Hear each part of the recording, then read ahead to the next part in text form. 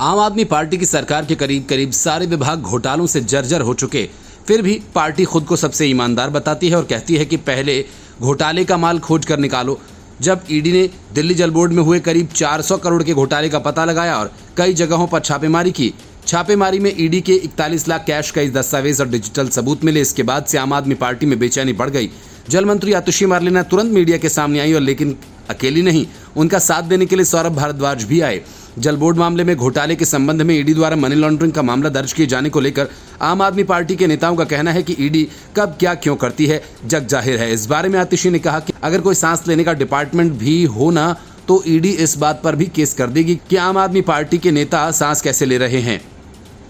आतिशी के साथ सौरभ भारद्वाज भी मौजूद थे। प्रेस कॉन्फ्रेंस के दौरान जब दोनों से ईडी द्वारा दर्ज किए गए इस नए मामले के बारे में पूछा गया तो सौरभ भारद्वाज ने हंसते हुए पूछा कि दिल्ली जल बोर्ड में मनी लॉन्ड्रिंग का मामला ये क्या बना दिया। इसके बाद जब एक मीडिया कर्मी ने उन्हें इस घोटाले को लेकर ईडी की कार्रवाई की पूरी जानकारी दी तो जल मंत्री आतिशी बोली, ईडी क्या काम करता है, क्यों काम करता है, किसके खिलाफ काम करता है, किसके कहने पर काम करता है, ये जग जाहिर है और इस पर बहुत ज्यादा टिप्पणी करने की जरूरत नहीं। आगे बोली, इस देश में भाजपा की वॉशिंग मशीन तो सब ने देखी है कि जो अजीत पवार जी और उनके पूरे परिवार पर केस होते हैं वो जब भाजपा में जाते हैं तो फिर चाहे वो शुगर कोऑपरेटिव का केस हो, चाहे वो सिंचाई घोटाले का केस हो, तो उसमें ईडी क्लोजर रिपोर्ट दाखिल कर देती है। प्रफुल्ल पटेल जी का 70,000 करोड़ रुपए का एविएशन घोटाला हो जिसमें